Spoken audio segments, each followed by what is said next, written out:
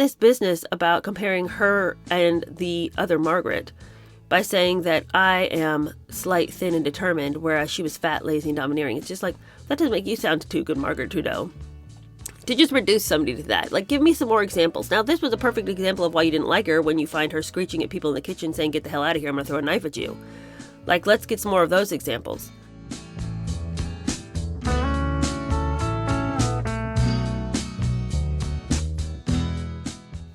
Hello, how are you? Welcome to my channel. My name is Denise. We're going to keep going in Margaret Trudeau's book, Beyond Reason. And Margaret just got married in the last episode that we had, if you'll recall.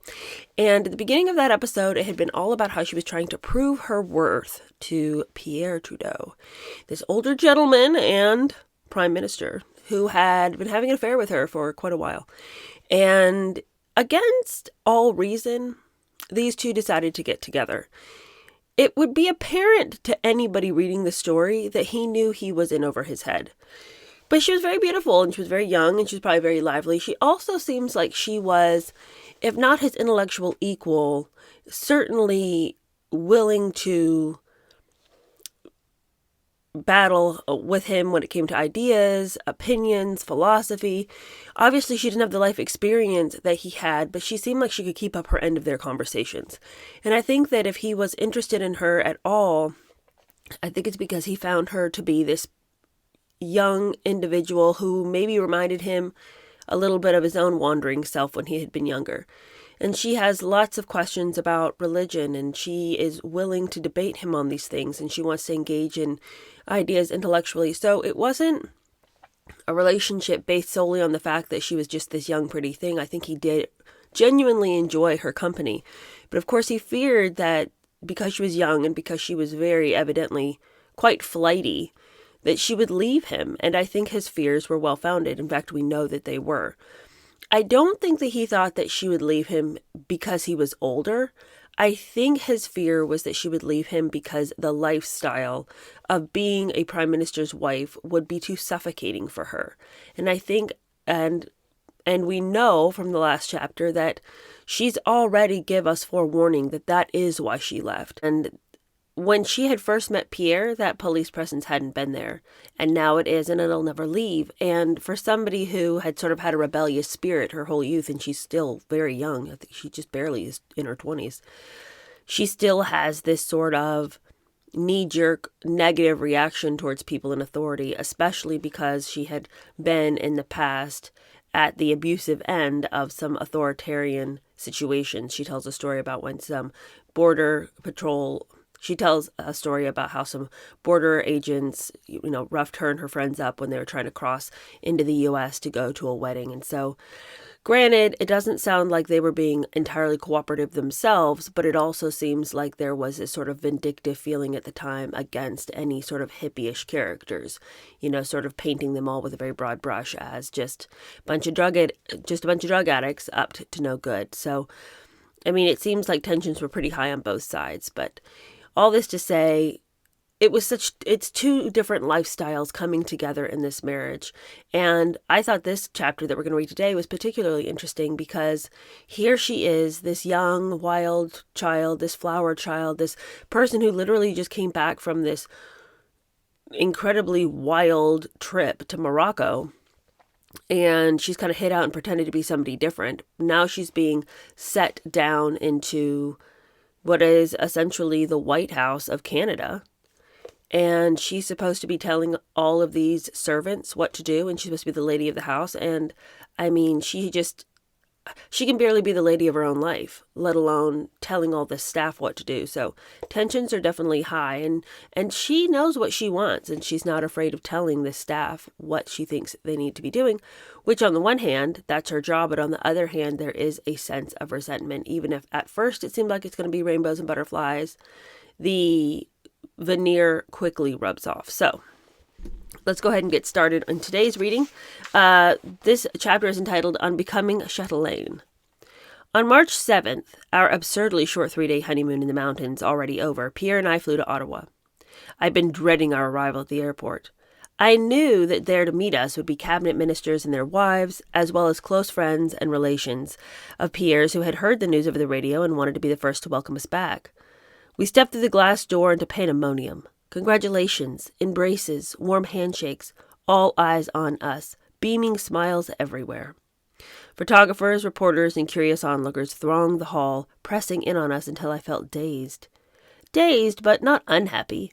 It was a wonderfully warm welcome, and I longed to tell them all how happy I was and what a success I was going to make of it. The pictures that day show a shy but eager girl, a brand new blushing bride. For 6 months of the year, Ottawa is under snow. The winter of 1971 was one of the worst in living memory, and the weekend we married, 6 feet of snow fell, laying a great cold hand over the city. Driving down the street from the airport was like finding our way down a tunnel. The snow had piled up on the pavements in towering mountains of ice, soon with the gravel they had laid, to turn into great filthy piles of gritty slush. But the day we came home to 24 Sussex Drive, there had just been a fresh fall, and an air of stillness and magic lay over the scene. The immense white garden, the big windows lit up cheerfully to welcome us. In the back of the car, I hugged Pierre. This was to be my home. We turned into the gates. The guards came to attention and saluted, and we swept up the drive to the front door. I found the whole household waiting eagerly for me in the hall, a long file of smiling people eager to say hello. I already knew most of them, of course, because of my 18 months of surreptitious calls on Pierre, but my arrival at 24 Sussex as his bride was quite a shock to them, particularly since only 3 days before they had no idea that Pierre was even planning to marry. Now here he was with his bride. This was a very different matter from a casual, eager-to-please girlfriend. They finally had a mistress of the house, a 22-year-old girl whose reputation as a hippie and a flower child was known to every one of them.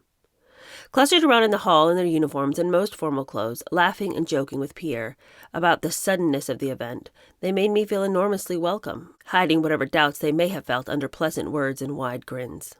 There were 7 women and 1 man, Tom MacDonald, the steward of the household, making it rather like a convent with a father confessor. There was Hildegard, a middle-aged German woman, the senior maid, who later was to make me happiest at 24 Sussex. There was Verna, the maid who had shown me into the library the night of my first date with Pierre, who for my homecoming had arranged flowers in the form of messages all over the house. "Welcome home, Mrs. Trudeau," said the roses and carnations, all the way up the big winding staircases to the first floor. My married life had begun, and with it the long, arduous task of learning to be chatelaine of 24 Sussex Drive. There was so much to learn, not merely the protocol, how to receive guests and what to talk about to important visitors, but the entire organization of an enormous household which had been running well for years without me. There was the new and cramping formality to get used to, the invitations and presents from total strangers, and perhaps most overwhelming of all, the fact that, from now on, I would always be on show. A goldfish in a glass bowl. My immediate problem was not so much the space and grandeur as simply getting used to having so many servants, so many strangers bustling around my house. I kept waking up in the early morning and wondering what all the noise below was, and whether somebody had broken in. It was an effort to stop doing things for myself and accept being waited on. The first morning I threw a pair of pantyhose with a hole in the toe thoughtlessly down onto a chair in my bedroom instead of putting them in the wastebasket. That evening I found that they had been painstakingly darned, a pair of cheap ordinary pantyhose. The maids couldn't do enough for me to make me feel at ease. But those heady days didn't last terribly long. The effusiveness and warmth that I basked in during my first weeks as the Prime Minister's wife didn't survive the long Canadian winter. Before the snows had melted, it was clear that there would be friction between me and almost everything I touched.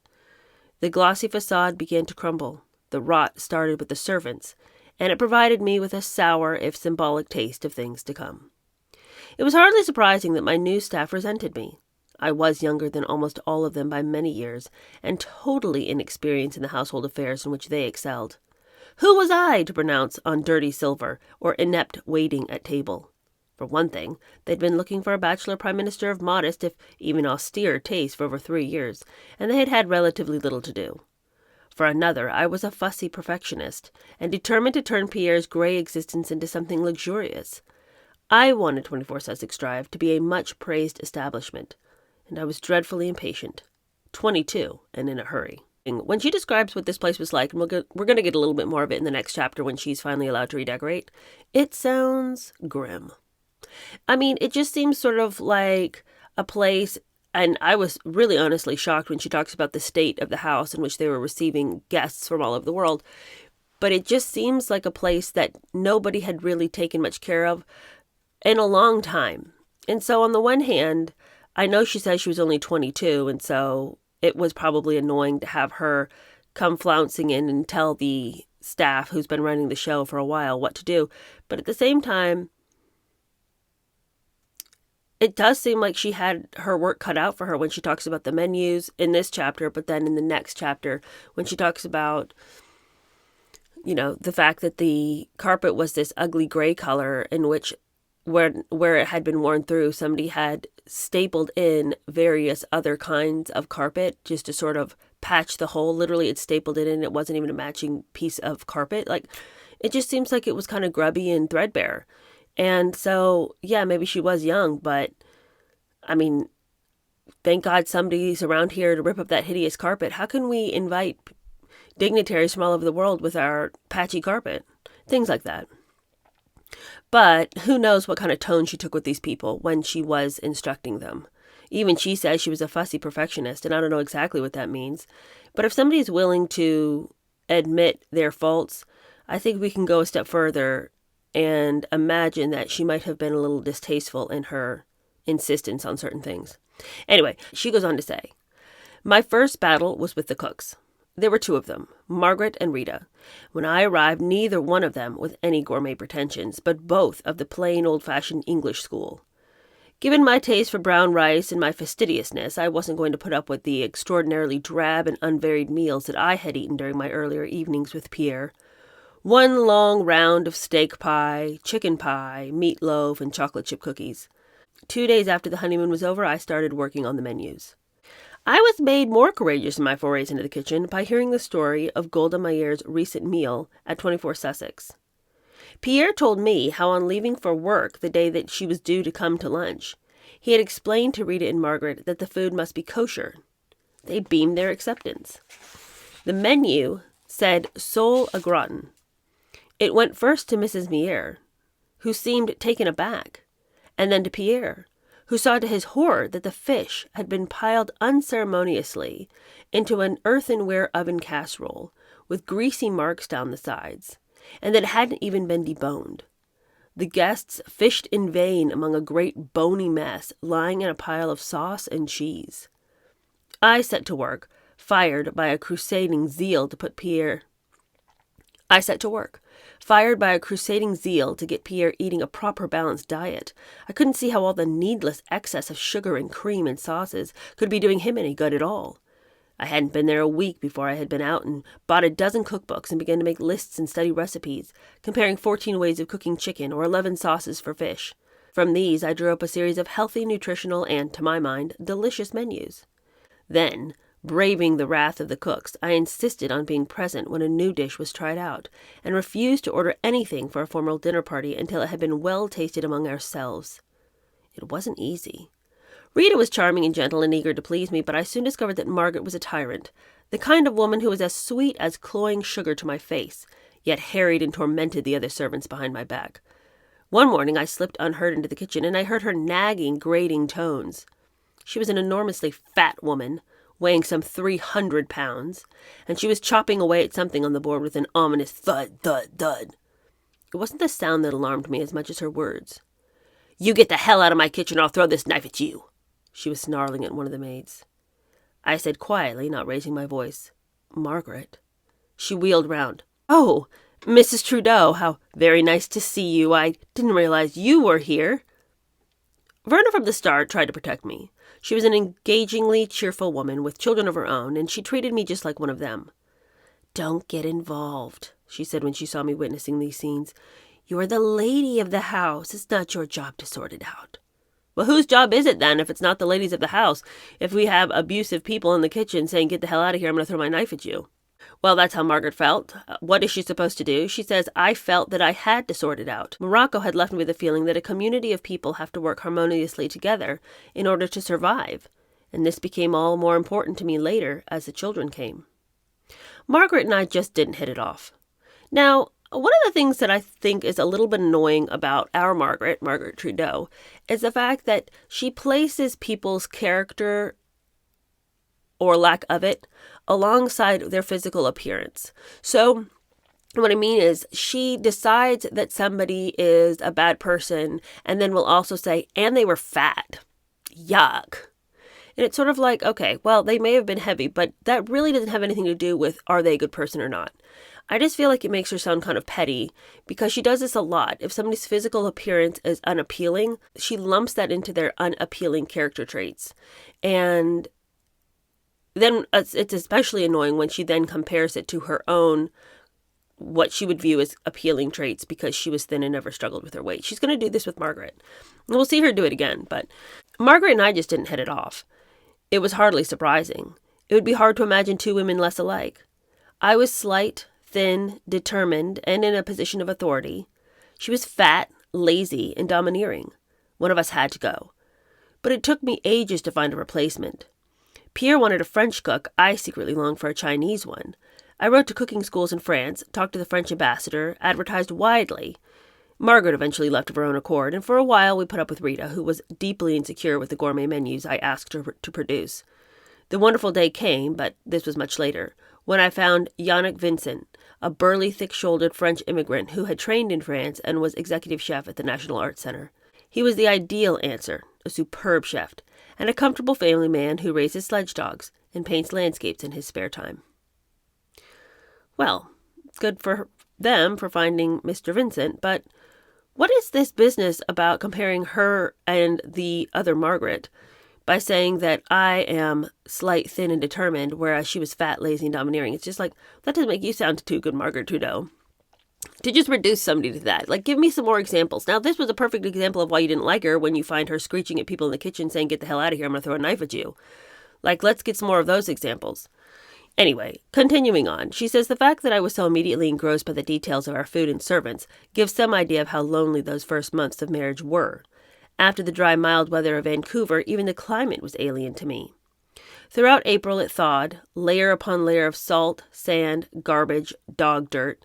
Day after day, something new and vile was exposed, until finally the sun and rain got rid of every last patch and dirty smell.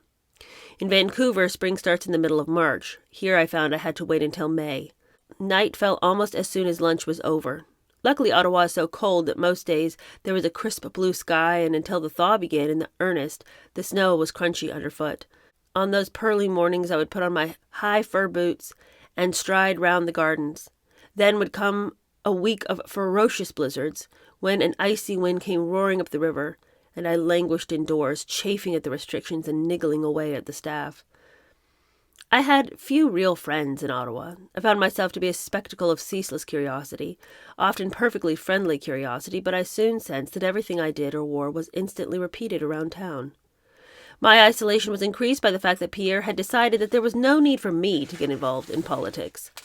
He put an embargo on me. I was absolutely taboo, not only for his offices, but for everybody. No one was to come near me. No one was to pester me or ask me questions. I was to give no interviews. No one dropped in. Who does drop in on a prime minister? I had grown up in a house full of busy, gregarious people whose friends came and went all the time, and at first I begged my friends to do the same at 24 Sussex. But they were daunted by the police checks, however friendly, and that distinct aura of formality that lay like a shroud over the house. During those first months, I also had a hard time transforming myself from a peasant-skirted, Indian-shirted hippie into a gracious lady. None of it seemed to come very naturally to me, though I did find that being hostess at parties, where I was often the youngest person in the room by 20 years, was aging me with frightening speed. At the tea parties and luncheons for the wives of visiting heads of state, I sometimes felt more like their youngest daughter than their host's wife. They put me down continuously. Nicely, but continuously. It was as if they couldn't help it, and I felt very small. And I soon found that I didn't have much in common with most of the wives of Pierre's colleagues, partly because they were so much older than I was, and partly because I am, by nature, indiscreet, and I had to protect myself by not becoming involved. My closest friend was Nancy Pitfield, wife of the head of the civil service, whom I had met while she and Michael were courting, and Pierre and I were starting to go out together. She was moral, but with a great sense of fun, absolutely my opposite, in that she was always calm and unflustered, whatever happened. I made few other close friends, though my relations with Pierre's cabinet were very genial. It was as if I had become the sympathetic ear.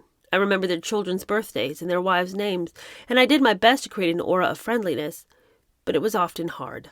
Several of the women I found very ambitious and very bitchy, quick to hit out at me if I made the slightest mistake.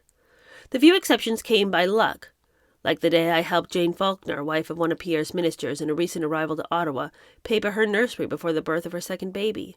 I was happy to help. I had nothing else to do. The one political wife who was immensely kind to me from the day I moved to Ottawa was Mrs. Michener, wife of the Governor-General. She was a perceptive, if somewhat regal woman, and once I had become accustomed to her formal airs and astonishingly high standards, I grew to love her dearly. Soon after we were married, she gave a party for us in the Governor-General's residence. It was to be the wedding reception we had never had, and Pierre invited all his close friends. The dress I wore that night was the one that later got me into such trouble in Washington on my last official engagement as the Prime Minister's wife. It had been made especially for the party, a fine white wool dress studded with pearls and fitted like a glove, which to my romantic eye seemed more like the real wedding dress than my kaftan ever did. Washington accused me of slumming. Okay, so later on, we'll talk about it when we get there, but she wears this dress, and here it is, and when she went to Washington, people were like, why is she wearing that mini dress? What is that mini skirt on that dress? What are y'all talking about? Barely shows her ankles. Like, what? People were just out to hate her. And granted, as we're going to go on, she does do things that raises eyebrows, especially when she has kids and she's established this family with Pierre, and then she all but seemingly abandons them to go run around the world, taking pictures and making movies. It's like, well, what about this family that you said you wanted? Recall she wanted to get pregnant like immediately, which she will. And so people didn't like the fact that she had her own way of doing things. They were offended by it. And granted, I'm all about people being an individual, but your individuality cannot come at the cost of your family. It simply can't. Don't have a family if you then want to run around and just sort of leave them to the care of a bunch of nannies. Just don't do it. You don't really want to be a mom. And it's okay, but you need to be honest with yourself. Anyway, I think she felt like having kids with Pierre would make him see that she was a serious person. But once she had the kids, her free spirit wanted to run around. But the whole reason I'm saying all this is I just think that people disliked her seeming freedom and felt like she needed to follow the rules of society a little bit better. And they were offended that she didn't seem to be pressed to follow the rules of society. But that made people critique her on things that were not critiquable. This dress that she's wearing is 100% appropriate. If they felt that she was supposed to be wearing a floor-length gown at this event, whatever. She's not being inappropriate. Her breasts aren't out. Her butt's not hanging out. Her knees are covered. Like, what exactly was so offensive about this dress? So I can, for a person who already had a spirit of rebellion, to find yourself being criticized on things that were not even meritable to be criticized about, it would make you want to lash out all the more. And I think that it probably did. Continuing on with our story, we're not quite there. She's not in Washington yet. She's not being criticized, but I just kind of wanted to explain to you what she's talking about in this segment. Anyway, she goes on to say that a few days after the ball, my phone went again. It was Mrs. Michener.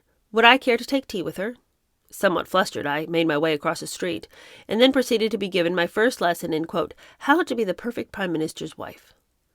Mrs. Michener, who knew about these things, had a favorite expression, a woman in her own right, which she used all the time. In 1971, that meant something.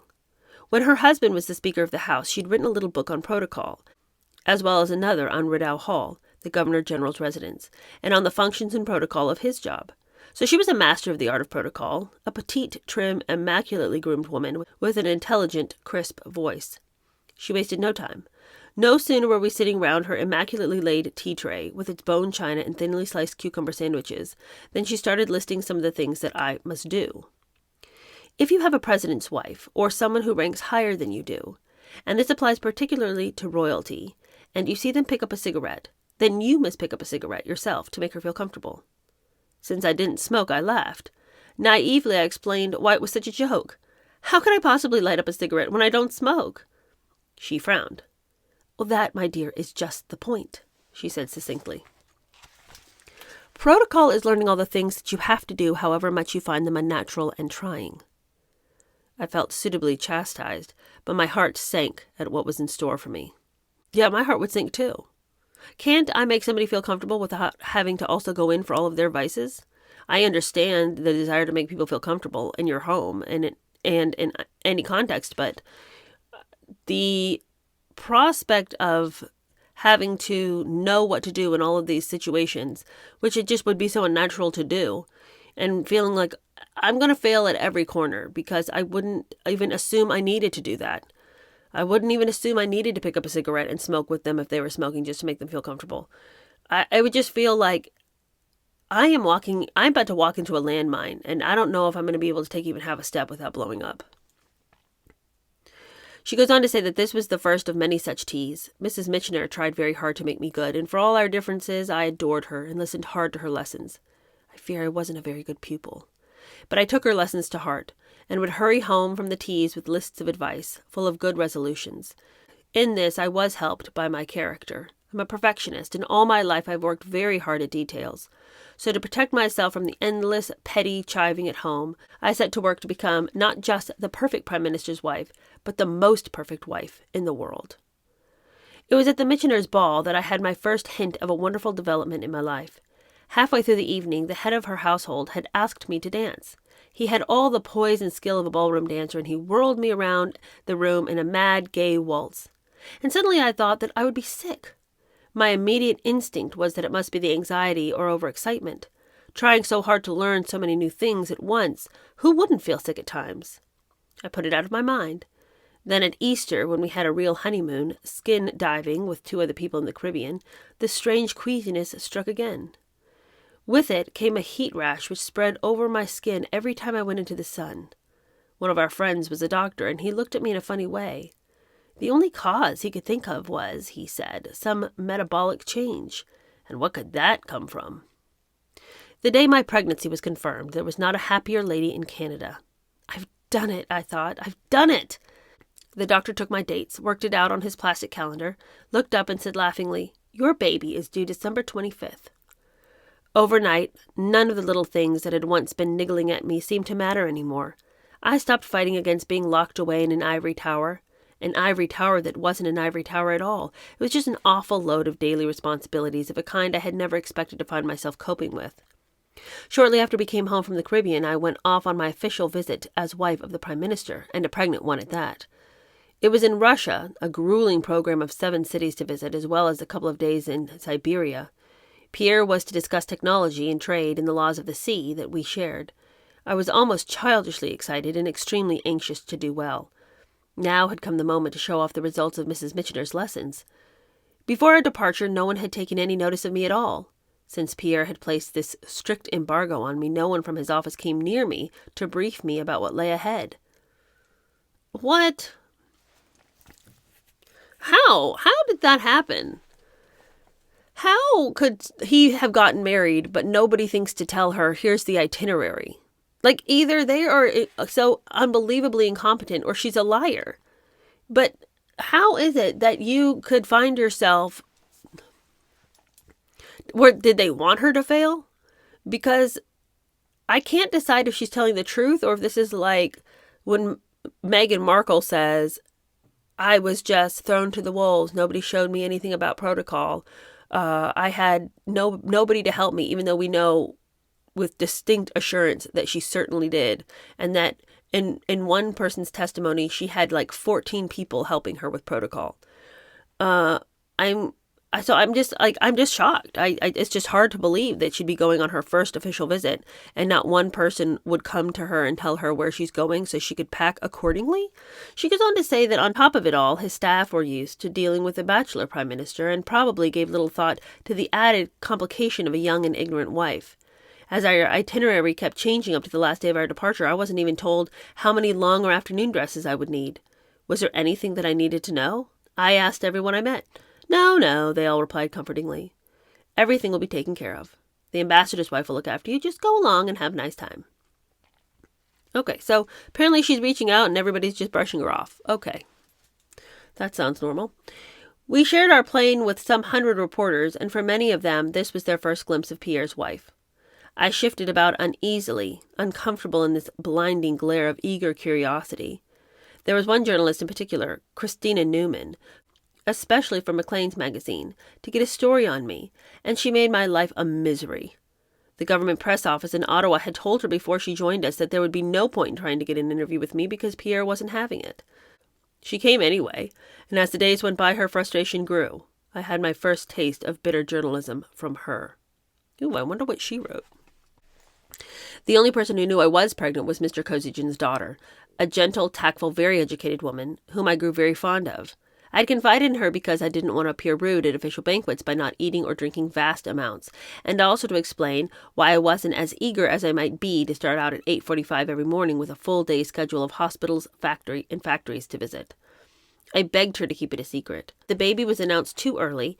It would be a long wait for the Canadian people. She was touchingly kind and considerate and found a marvelous way of stopping my morning sickness by carrying a lemon around in her bag and giving me slices to suck in the car between visits. She couldn't do much for me at the official banquets, though, as I usually found myself stranded miles away down the table from her. One night I was placed next to an important gentleman who, peering round at me, said gallantly, "We like our women big," and proceeded to pile another huge mound of dumplings onto my plate while helping me lavishly from a passing dish of meat. I found all the food heavy and rich, and there was just too much of it. I struggled away at my task, trying to look on each mouthful swallowed as another mark in Mrs. Michener's book. Then came the day when I was presented with the great Russian specialty, horse. That was nearly the end of me. Hey. Do they keep horses as like we keep cattle?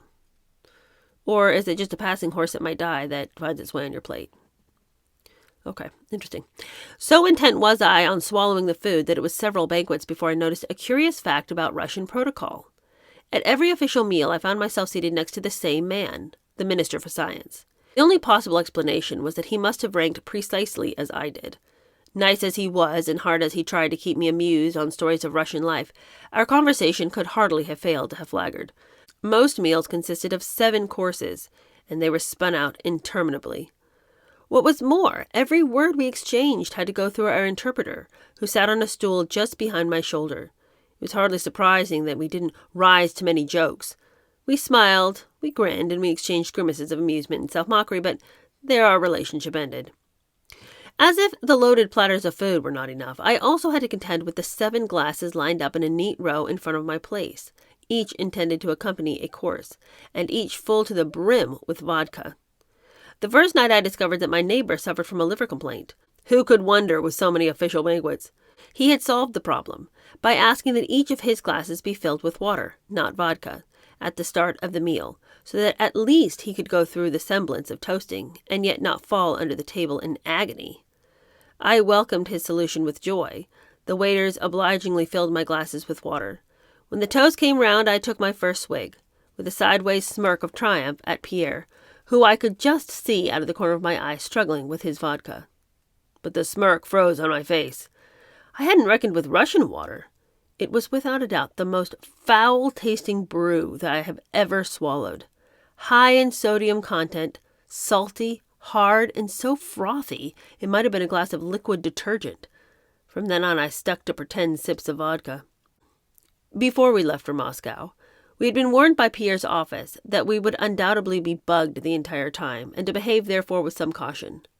"Oh, come on," I said, laughing at the man who told us. "What's all this cloak and dagger stuff? Don't tell me they bugged the Prime Minister of Canada." He looked patronizing. "Just you wait and see." Our second day in Moscow, his point was proved. We were installed in our suite in the official guest house, an austere, dark set of rooms with pale, almost drab furniture, relieved only by touches of luxury all the more remarkable for being so rare.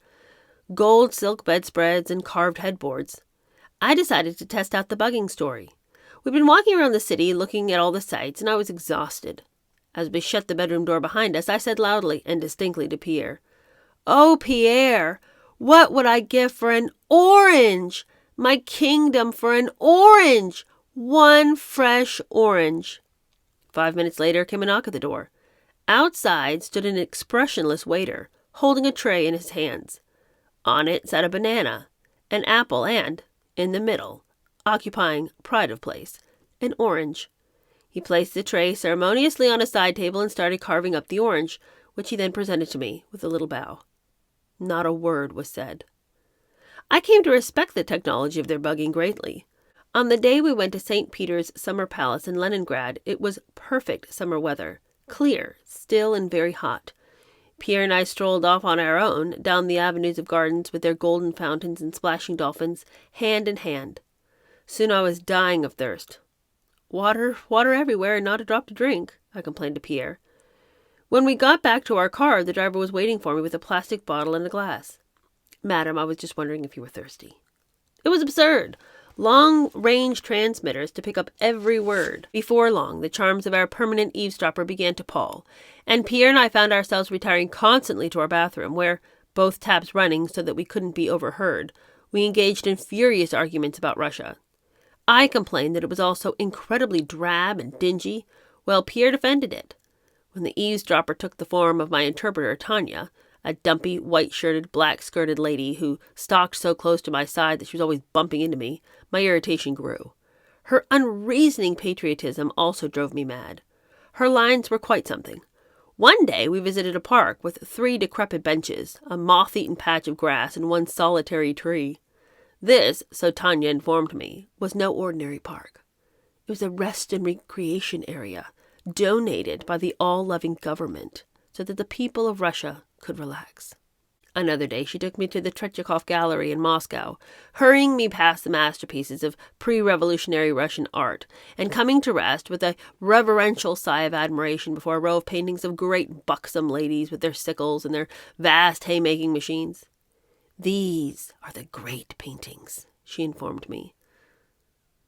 "But it ain't art," I replied. But I did try very hard to be pleasant. I made friends with Pierre Kosygin, whom I found gentle, considerate, and graceful, a man whose soft eyes had a charming twinkle to them. Obviously a family man, he talked to me for hours on end about his family and his grandchildren, what they had studied, and where they worked. He spoke English to me because he knew how much I hated going through an interpreter. I was struck by his well-tailored clothes, his manicured hands, and rather austere good looks.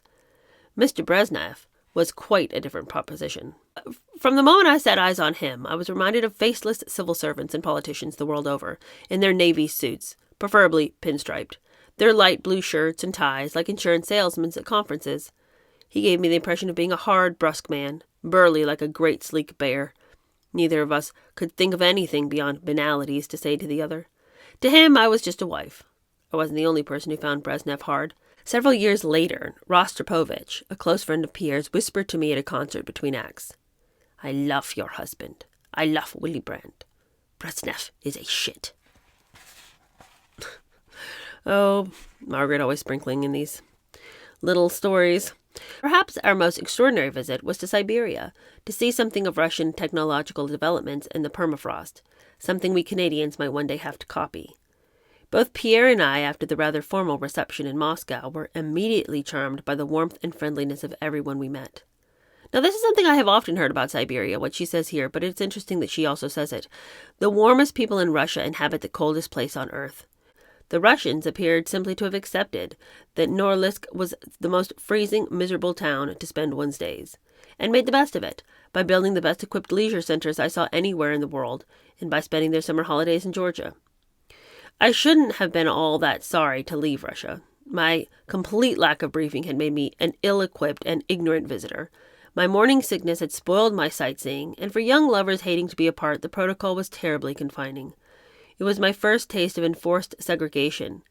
Every time the official group set off, Pierre traveled in front with Brezhnev and Kosygin in one car, while I was stowed away in the second, surrounded by ambassadors and their incessant quack, quack, quack of small talk. The official goodbyes were said on the red carpet at the bottom of the steps of our plane, but for me the visit did not end there. Mr. Kosygin broke with protocol and followed us up the steps to our own territory. He understood my emotional state. Saying goodbye is never easy. Dismissing his entourage of aides, KGB, and ambassadors, he boarded our plane, and in the cramped quarters provided for the Canadian Air Force men who traveled with us, he hugged me farewell. Both of us wept openly. In a world so full of divisions, political maneuvering, and protocol, I felt our tears were an unspoken prayer for peace and friendship. Please, no more borders. If there is one thing that I learned faster than anything else, it was that a prime minister's wife has an extraordinarily varied life. One minute I was firing a cook, the next discussing ice flows with strange non-English speaking geologists. One day sitting at home watching television, the next in full regalia waltzing with the head of state. There was no studying for the part, no understudy to take over when confidence fails. In the first year I had a taste of almost everything that would come my way during my marriage to Pierre. A state visit abroad, a number of receptions at home, a household to organize, official and formal clothes to buy, a style of life to master, even a pregnancy. It had two other major events. A journey inside our own country and along our borders, which gave me a chance to see something of Canada, and a visit from Queen Elizabeth, certainly for the wife of a Commonwealth Prime Minister, the most daunting and fearsome of engagements. When we married, Pierre promised me a visit to Newfoundland, part work, part fun, and I was delighted when, not long after Russia, the day arrived to embark on our naval icebreaker at Lunenburg. I went on board laden down with a great sack of licorice, for which I had developed an insatiable craving during the first months of pregnancy. An icebreaker is not exactly the most comfortable and luxurious vessel afloat, particularly when the fog comes down and the sea gets rough. But the Navy did their best for us, providing us with the captain's mahogany-lined cabin, and Pierre and I were very happy. After several days at sea, by which time we were very relaxed and even quite tanned, we reached the French island of St. Pierre in the Gulf of St. Lawrence, just down the coast from Newfoundland, and a haven for bootleggers. The governor of the island and his wife were very French, and oh, how protocol conscious. Being pregnant, and as I had foolishly imagined, on vacation, I was wearing a loose peasant skirt that I had made myself, and a cotton shirt, a happy throwback to my flower child days. When we docked, I saw to my horror that the governor's wife was in a Chanel suit with hat and white gloves. Neither Pierre nor I had quite realized the official status of our visit to this, the Republic of France. It turned out to be protocol gone mad. From the dock, we climbed into a vast, gleaming open car to head a motorcade on tour of the island, some 10 to 15 miles across. "You will see," said the governor's wife to me very graciously, "our extremely unique and beautiful coastline." The cars purred off one behind the other, dignified and slow. There was just one little problem. Thick fog. We couldn't see the famous rocks, let alone a coastline.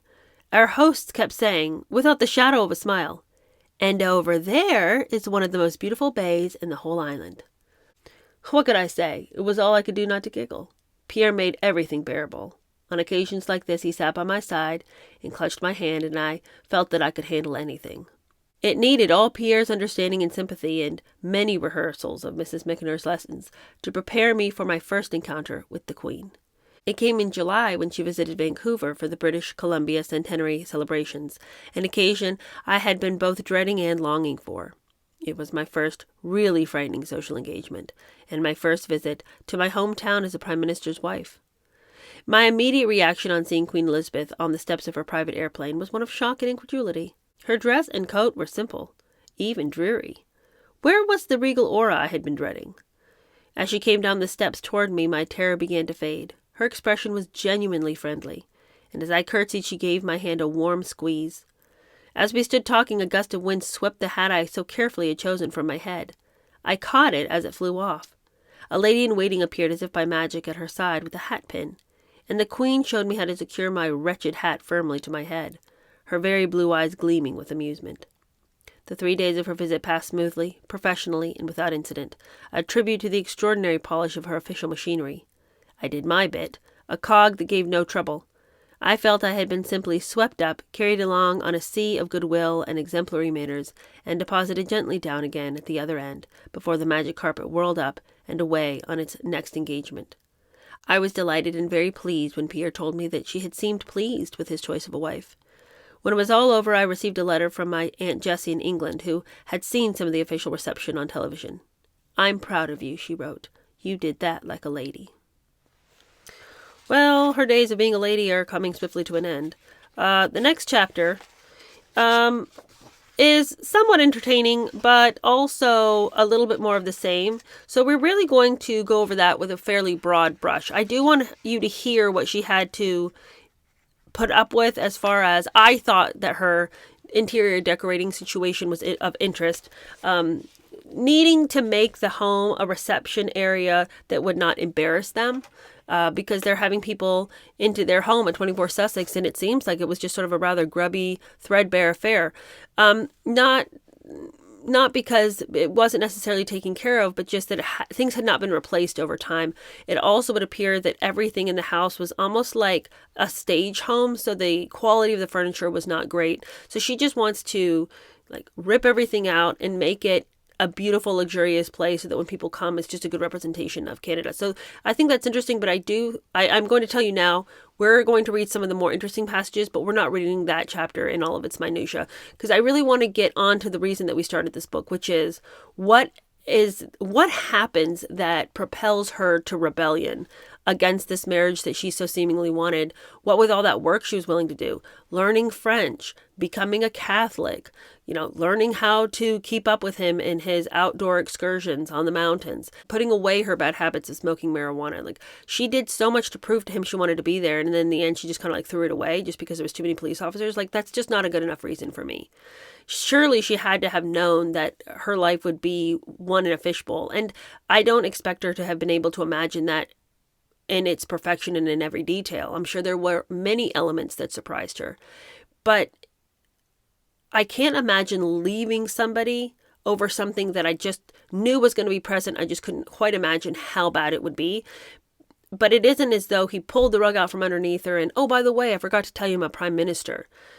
I want to know why she left, because she seems to really love him. It doesn't seem like he's abusive in any way. It doesn't seem like he was, maniacal and mean and manipulative. It doesn't seem like he is the reason that she was driven away. But if you love somebody so much, couldn't you put your own needs secondary to the love that you have for this person and just think, wow, this isn't the life that I expected? But he's not going to be prime minister forever.